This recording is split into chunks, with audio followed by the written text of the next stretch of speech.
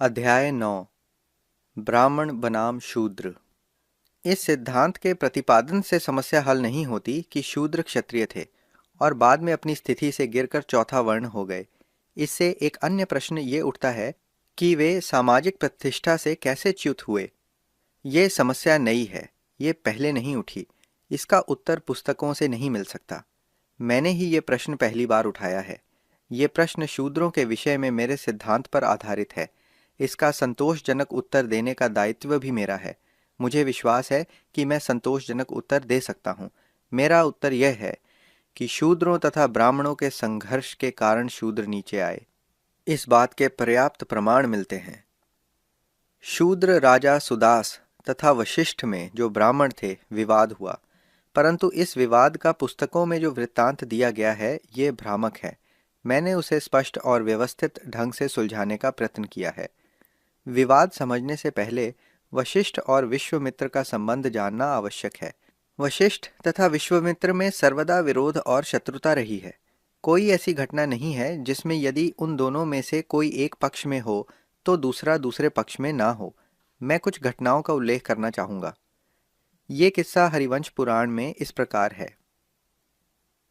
इस बीच वशिष्ठ सत्यव्रत के पिता के गुरु होने के कारण अयोध्या नगर और राजमहल का प्रबंध करने लगा, परंतु मूर्खतावश अथवा दुर्भाग्यवश वशिष्ठ के प्रति सत्यव्रत का क्रोध और बढ़ता गया।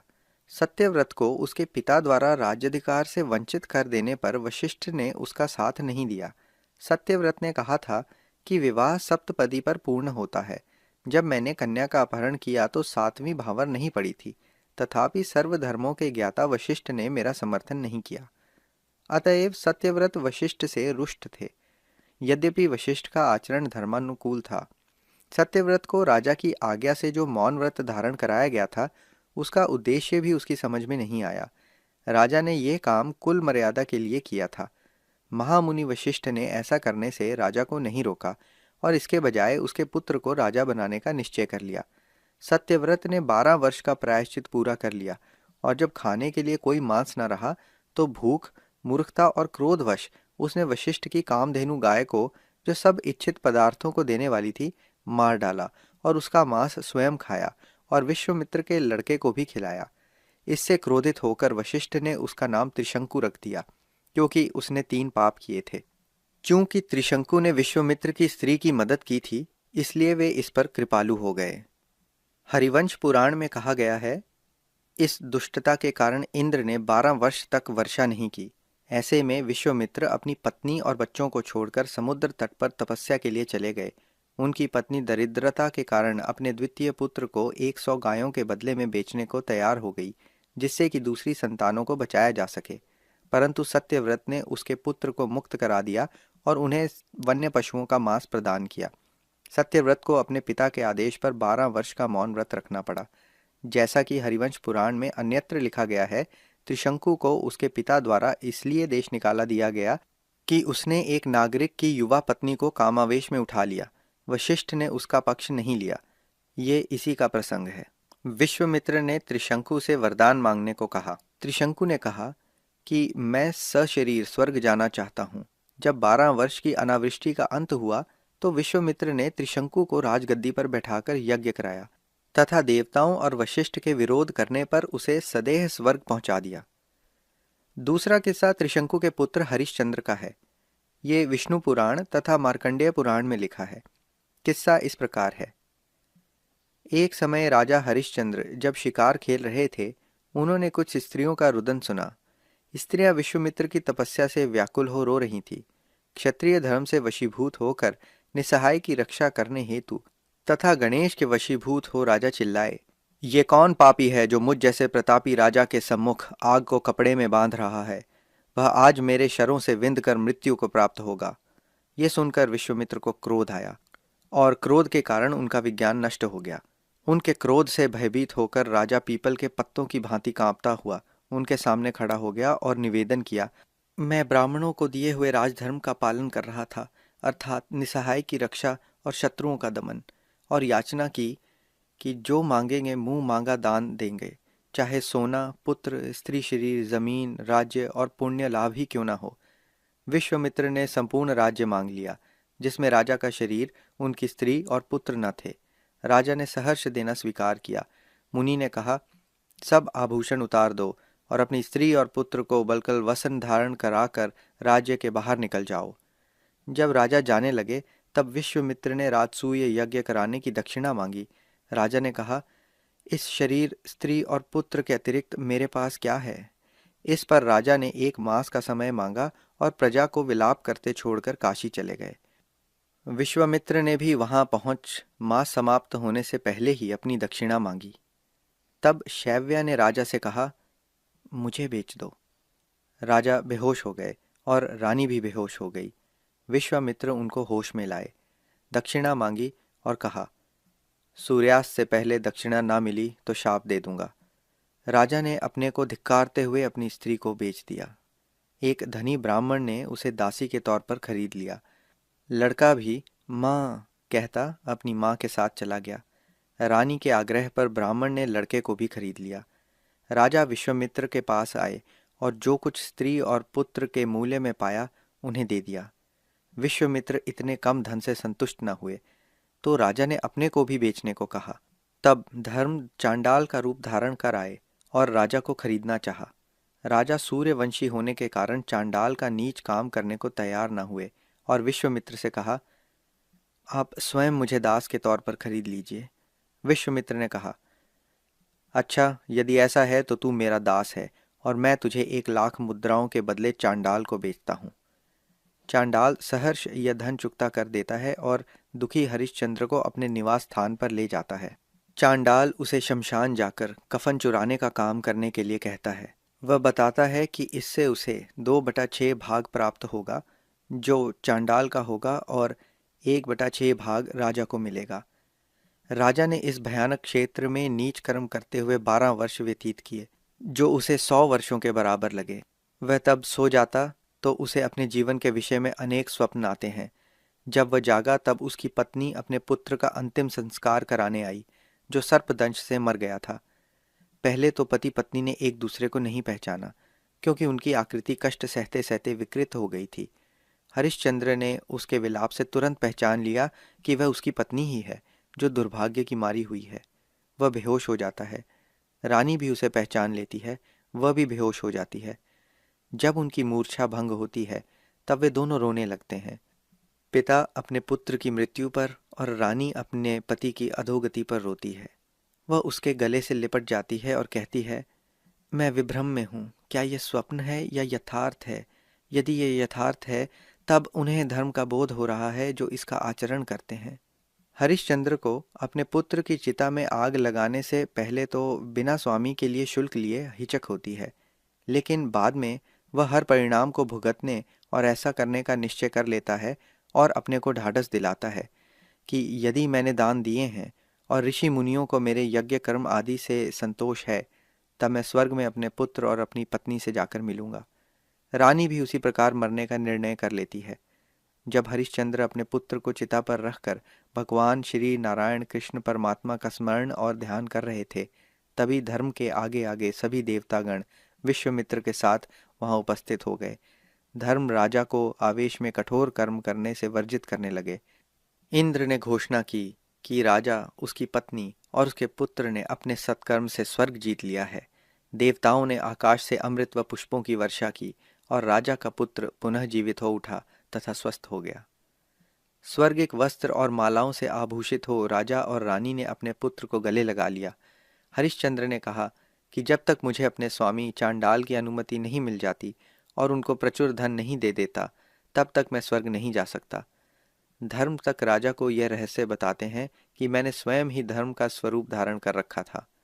तब राजा पुनः कहता है कि मैं तब तक यहाँ से विदा नहीं ले लेता जब तक मेरी प्रजा को मेरे साथ स्वर्ग चलने की अनुमति नहीं होती, क्योंकि मेरे पुण्य में उनका भी अंश है, चाहे वह एक दिन के लिए ही चलें। इसे इंद्र स्वीकार करते हैं। विश्वामित्र राजा के पुत्र रोहिताश्व को राज सिंहासन पर आसीन कराते हैं और तब हरिश्चंद्र, उनके साथी और अनुयायी एक साथ स्वर्गारोहण करते हैं। इस चरमोत्कर्ष के बाद जब वशिष्ठ ने यह वृत्तांत गंगा के जल में 12 वर्षों तक निवास करने के बाद सुना, जो हरिश्चंद्र के कुल पुरोहित थे, तो वह उस क्लेश के कारण बहुत क्रुद्ध हुए जो श्रेष्ठ राजा को भोगना पड़ा, जिसके गुणों और ईश्वर तथा ब्राह्मण भक्ति की वे प्रशंसा करते थे। उन्होंने कहा कि जब विश्वामित्र ने अपने 100 पुत्रों का वध किया था तब उन्हें इतना क्रोध नहीं आया था। उन्होंने विश्वामित्र को बगुला बन जाने का श्राप दे दिया। उन्होंने कहा कि वह दुष्ट व्यक्ति ब्राह्मण द्रोही मेरे शाप से बुद्धिमान जीवों के समाज से बहिष्कृत हो जाए तथा अपनी बुद्धि खोकर वक बन जाए। विश्वामित्र ने इसके बदले वशिष्ठ को शाप दे दिया और उन्हें अरि नामक पक्षी बना दिया। इन नए रूपों में दोनों में भयंकर युद्ध हुआ। अरि आकाश में 2 सहस्त्र योजन अर्थात 18,000 मील ऊपर उड़ सकता था और वक 3,090 योजन तक आकाश में उड़ सकता था। जब अरि ने अपने पंजों से आक्रमण किया तब वक ने भी अपने प्रतिद्वंद्वी पर वैसा ही आक्रमण किया। इन दोनों के डैनों की फड़फड़ाहट से भयंकर चक्रवात आए, पर्वत चूर्ण होने लगे, सारी पृथ्वी कांपने लगी, समुद्र में जल तट के ऊपर की तरफ चढ़ने लगा, पृथ्वी टूटकर पाताल की ओर जाने लगी। इन दोनों के युद्ध से अनेक जीवों की मृत्यु हो गई। इस भयंकर अव्यवस्था को देखकर वहां सभी देवताओं सहित ब्रह्मा उपस्थित होते हैं और दोनों प्रतिद्वंद्वियों को युद्ध बंद करने का आदेश देते हैं। इस आदेश पर दोनों को भयंकर क्रोध आता है, लेकिन ब्रह्मा उनको उनके मूल रूप में प्रतिष्ठित कर देते हैं और परस्पर शांति रखने की सलाह देते हैं। अन्य प्रकरण जिसमें ये एक दूसरे के विरोधी दिखाए गए हैं अयोध्या के राजा से संबंधित है। कथा इस प्रकार है। अम्बरीश एक यज्ञ करा रहा था तो इंद्र बलि पात्र को उठा ले गया। पुरोहित ने कहा कि ये एक अमंगल है जो ये प्रकट करता है कि राजा का शासन कुशासनग्रस्त है और इसके लिए बहुत बड़े प्रायश्चित की जरूरत है, और वह प्रायश्चित है मानव की बलि। बहुत अधिक तलाश के बाद राजर्षि अम्बरीश एक ब्राह्मण ऋषि ऋचिक के पास गए जो भृगु के वंशज थे। अम्बरीश ने ऋचिक से कहा कि वह बलि के लिए अपना एक पुत्र बेच दे, जिसके लिए उन्हें 1,00,000 गाय दी जाएंगी। ऋचिक ने उत्तर दिया कि वह अपने ज्येष्ठ पुत्र को तो नहीं बेचेंगे। उनकी पत्नी ने कहा कि वह छोटे बेटे को नहीं बेचेगी। उसने कहा कि बड़े पुत्र पर सामान्यतः पिता का दुलार होता है और छोटे पर माता का। तब मझले पुत्र शनुशेप ने कहा कि इस प्रकार तो उसी को बेचा जाना है और राजा से कहा कि वह मुझे ले चलें। 1,00,000 गाय, 1 करोड़ स्वर्ण मुद्राएं, ढेर सारे आभूषण शनुशेप के एवज में दिए गए।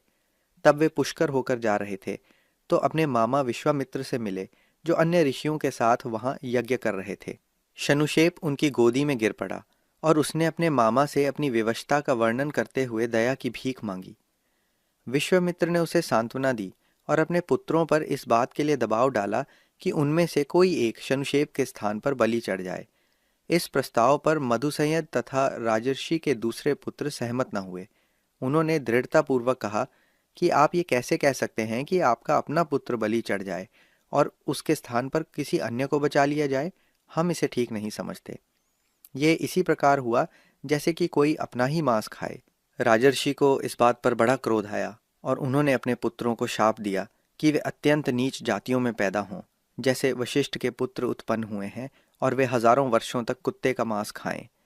तब उन्होंने शुनशेप से कहा कि तब तुम रस्सियों से बंध जाओ, तुम्हारे गले में लाल डोरी पड़ी हो, तब तुझे सुगंधित लेप चढ़ाए जाएं, और जब विष्णु के बलि स्तंभ के निकट ले जाया जाए तब तुम अग्नि से प्रार्थना करना और अम्बरीश के कान में इन 2 श्लोकों को पढ़ना, तुमको सफलता मिलेगी। तब शनुशेप ने अम्बरीश से यज्ञ करने के लिए कहा। जब शनुशेप को लाल वस्त्र पहनाकर बलि चढ़ाने के लिए ले जाया गया तो उसने इंद्र और विष्णु का आह्वान किया। सहस्त्र चक्षु वाले इंद्र उस पवित्र मंत्र से प्रसन्न हुए और शनुशेप को लंबा जीवन दान दिया। अंतिम किस्सा है जिसमें ये एक दूसरे के विरोधी दिखाए गए हैं। राजा कल्माशपाद से संबंधित है। घटना महाभारत के आदि पर्व में है। कल्माशपाद इक्ष्वाकु वंश का राजा था। विश्वामित्र उसके पुरोहित होना चाहते थे, परंतु उसने वशिष्ठ को पुरोहित बनाना बेहतर समझा। एक दिन राजा शिकार खेलने गए और शिकार खेलते हुए भूख प्यास से बहुत थक गए। मार्ग में वशिष्ठ के ज्येष्ठ पुत्र शक्ति राजा को मिले। राजा ने रास्ता छोड़ने को कहा। शक्ति ने नम्रतापूर्वक कहा, हे राजा, रास्ता मेरा है। प्राचीन नियम है कि राजा को ब्राह्मण के लिए रास्ता छोड़ देना चाहिए। दोनों में इस बात पर झगड़ा हो गया। दोनों में कोई भी झुकने को तैयार नहीं हुआ। राजा ने मुनि को चाबुक से मारा। मुनि ने शाप दिया, तुम नरभक्षी राक्षस हो जाओ। उस समय कल्माशपाद के पुरोहित पद के दावे को लेकर विश्वामित्र और वशिष्ठ में शत्रुता थी। विश्वामित्र ने राजा का पीछा किया, परंतु वशिष्ठ के पुत्र शक्ति को देख वह अंतर्ध्यान हो गए। राजा शाप सुनकर शक्ति से प्रार्थना करने लगे। विश्वामित्र ने अवसर पाकर एक राक्षस को आज्ञा दी कि वह राजा के अंदर प्रविष्ट हो जाए, ताकि राजा और शक्ति में संधि न हो पाए। विश्वामित्र उस देश से चले गए। ब्राह्मण के शाप और विश्वामित्र के आदेश से राक्षस राजा में प्रविष्ट हो गया। इसी समय राजा के पास एक भूखा ब्राह्मण आया। राजा ने उसके खाने के लिए नरमांस भेजा। इस पर क्रोधित होकर ब्राह्मण ने राजा को वैसा ही शाप दिया। उन पर दोनों शापों के प्रभाव से राजा शक्ति को भी खा गया। विश्वामित्र के आदेश से राजा वशिष्ठ के अन्य लड़कों को भी खा गया। जब वशिष्ठ ने यह सुना तो बड़ी धीरता से इस विपत्ति को सहन किया। वशिष्ठ ने अपने शरीर को छोड़ना निश्चय किया। वह मेरु पर्वत के शिखर से कूद पड़े, परंतु वह पत्थरों पर ऐसे गिरे जैसे कोई रुई पर गिरता है। जब इस प्रकार प्राण नहीं निकले तो जंगल की आग में घुस गए। अग्नि ने जंगल को तो जलाया, लेकिन ऋषि को नहीं। फिर उन्होंने अपने शरीर पर पत्थर बांधकर स्वयं को समुद्र में फेंका, परंतु लहरों ने उन्हें किनारे की बालू पर फेंक दिया। तब वह अपनी कुटी पर वापस आ गए, परंतु उसे खाली देखकर फिर दुख से विवल हो गए। वर्षा ऋतु के कारण विपासा नदी खूब चढ़ी हुई थी। उन्होंने हाथ पैर बांधकर अपने शरीर को नदी में फेंक दिया, किंतु नदी ने भी उन्हें किनारे पर धकेल दिया। फिर शतदु यानी सतलुज नदी में, जिसमें अनेक मगर थे, अपने को फेंक दिया। ब्राह्मण के तेज को देखकर मगर सैकड़ों दिशाओं में भाग गए। जब वशिष्ठ ने देखा कि वे किसी प्रकार नहीं मरते, वे अपनी कुटी पर चले आए। इन दोनों ऋषियों के विवाद के ये केवल 3 उदाहरण हैं। झगड़ा बराबर चलता रहा। महाभारत के शल्य पर्व से पता चलता है कि विश्वामित्र ने वशिष्ठ को काटने की भी चेष्टा की थी। यथा वशिष्ठ तथा विश्वामित्र में कड़ी शत्रुता थी। वशिष्ठ का विस्तृत आश्रम स्थान तीर्थ में था। विश्वामित्र का आश्रम उसके पूर्व में था। ये दोनों घोर तपस्या कर रहे थे। अपनी शक्ति एक दूसरे को प्रदर्शित कर रहे थे। विश्वामित्र ने वशिष्ठ की शक्ति देखकर सोचा और यही ध्यान करते रहे कि सरस्वती वशिष्ठ को बहाकर मुझे दे दें तो मैं उसे मार डालूं।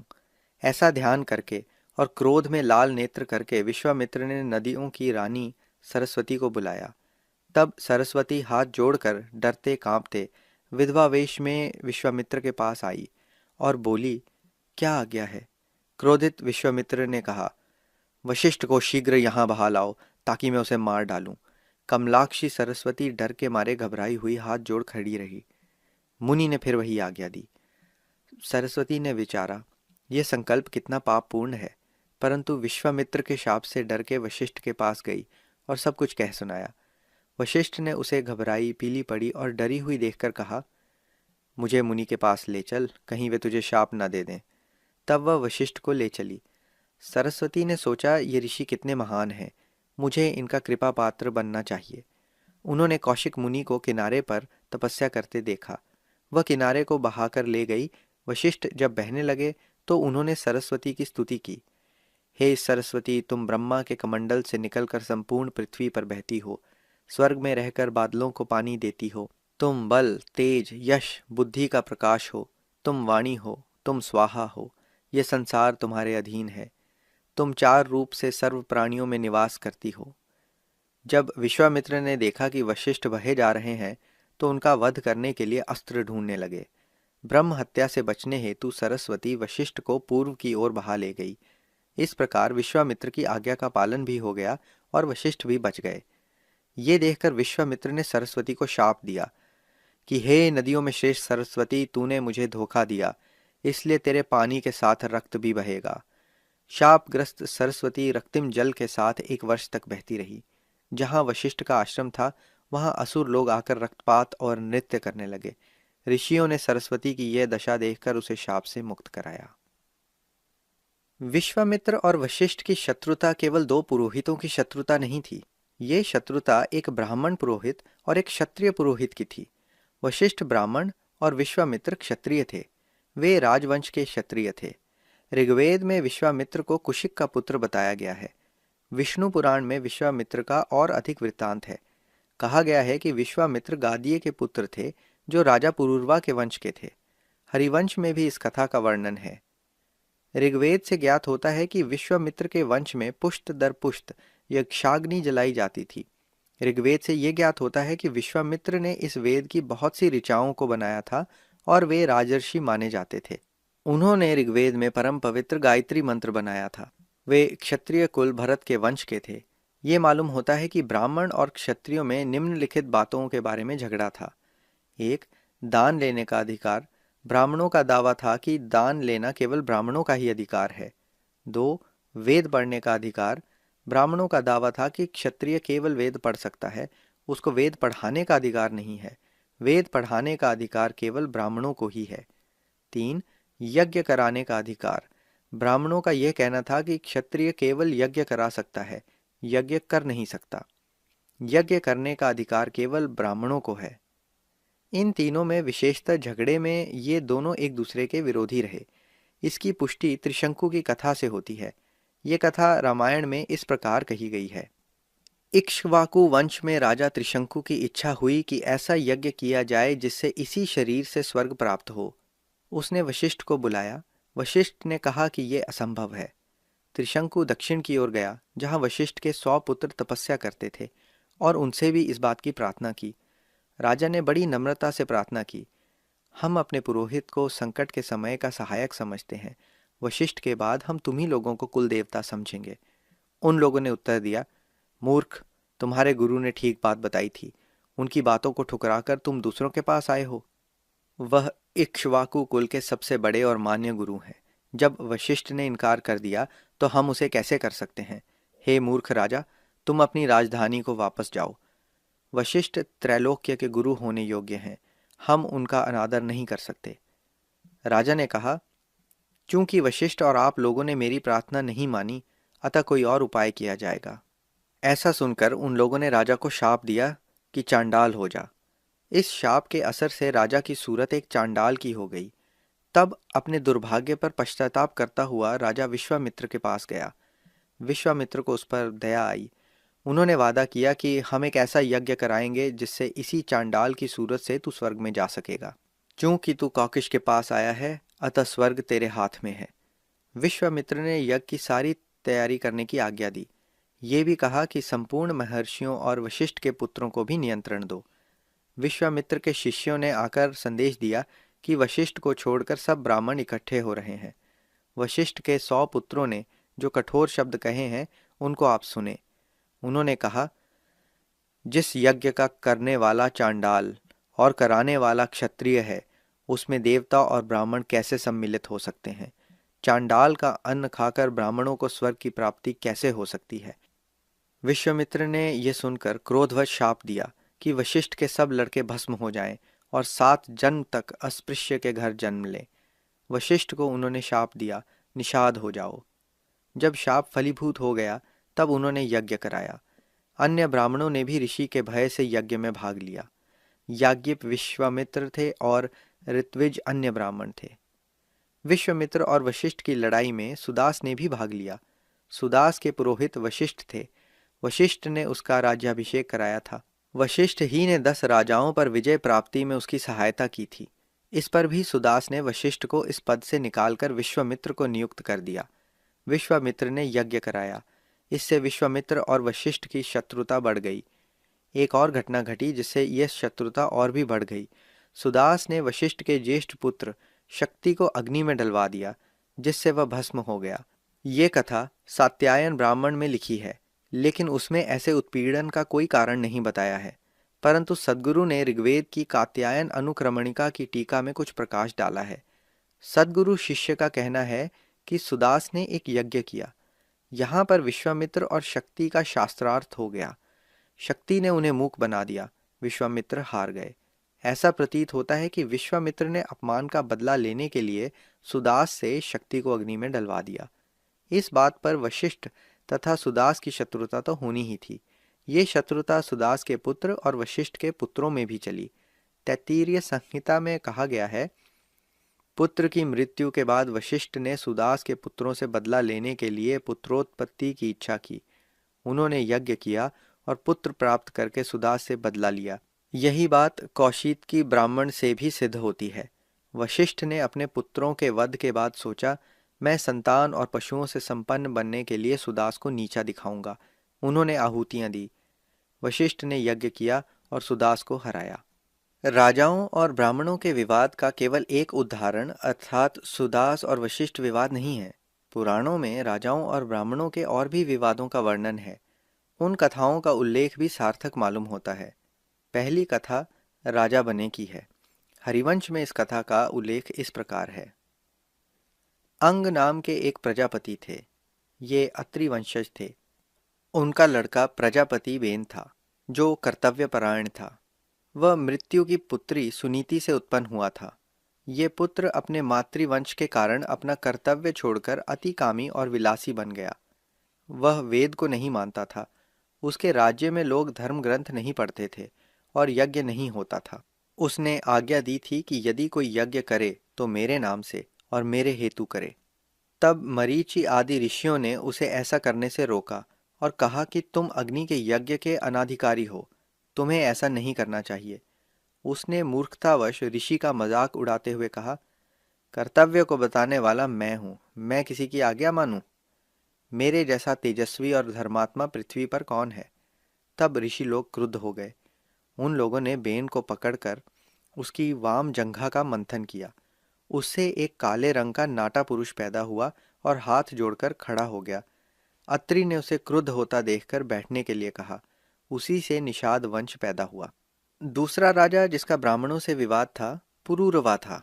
यह ईला का पुत्र और वैवस्वत मनु का पौत्र था। उसके विवाद का वर्णन महाभारत के आदि पर्व में इस प्रकार है। पुरूरवा ईला का पुत्र था। उसका राज्य 13 द्वीपों में था, परंतु राज्य के मध्य में उसने ब्राह्मणों से बैर मोल ले लिया और उनके आभूषण लूट लिए। ब्रह्मलोक से आकर सनत कुमार ने उसे समझाया, पर वह न माना। उसका विवेक सत्सा के कारण नष्ट हो गया था। तब ऋषियों ने उसे शाप देकर मार डाला। तीसरी कथा नहुष की है। नहुष पुरूरवा का पौत्र था। नहुष के साथ ब्राह्मणों के टकराव का वर्णन महाभारत में 2 जगह है, एक वन पर्व और एक उद्योग पर्व में। उद्योग पर्व का वर्णन इस प्रकार है। वृतासुर को मारने के बाद इंद्र ब्रह्म हत्या के डर से पानी में जाकर छिप गए। इससे बड़ा हाहाकार मचा। तब ऋषि और देवताओं ने नहुष से प्रार्थना की कि आप कुछ दिनों के लिए देवताओं के राजा बन जाएं। पहले तो नहुष ने अपनी असमर्थता प्रकट की, फिर बाद में राजी हो गए। राजा नहुष बहुत धर्मात्मा था, परंतु इंद्र बनने के बाद वह बहुत कामी हो गए। उन्होंने इंद्राणी को देखा। वह इंद्राणी की प्राप्ति की अभिलाषा करने लगे। इंद्राणी ने अंगिरा बृहस्पति की शरण ली। उन्होंने इंद्राणी की रक्षा का वचन दिया। नहुष इस पर अप्रसन्न हुए, परंतु देवताओं ने समझाया कि पर स्त्री गमन पाप है। किंतु नहुष ने एक न सुनी।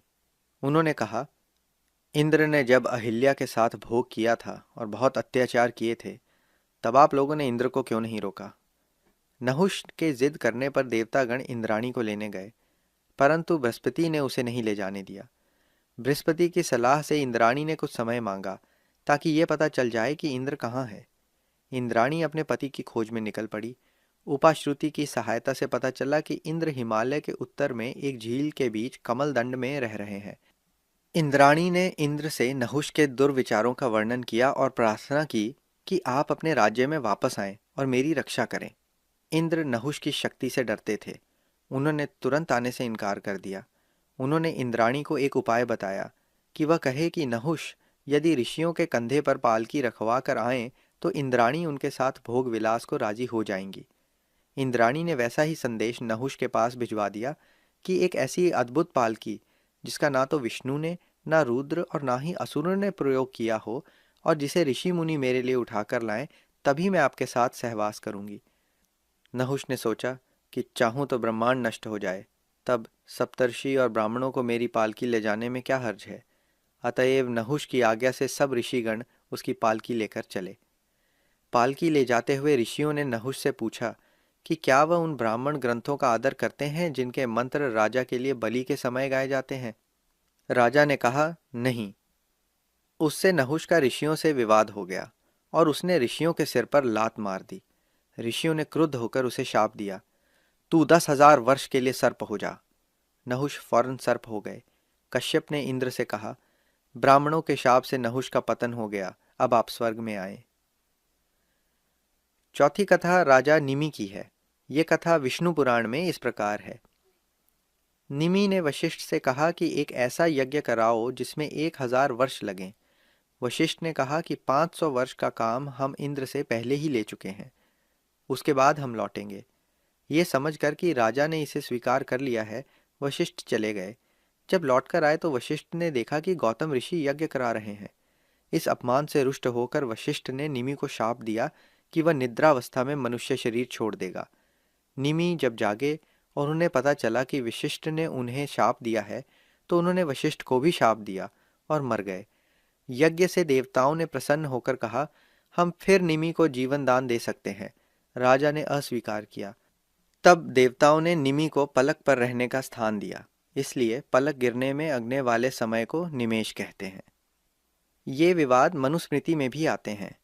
मैक्स मुलर की पुस्तक सेक्रेड बुक्स ऑफ ईस्ट के अनुसार मनुस्मृति में कहा है कि गर्व त्याग देने से ऋषियों को भी राज्य प्राप्त हुआ है और गर्व के कारण राजाओं का नाश हुआ है, जैसे बेन, नहुष का पुत्र सुदास, समुख और निमि। दुर्भाग्य से इन घटनाओं के संदर्भ में शूद्रों की स्थिति का एहसास ही नहीं किया गया। इसका ये कारण है कि किसी ने ये नहीं सोचा कि ये टकराव ब्राह्मणों और शूद्रों के बीच था।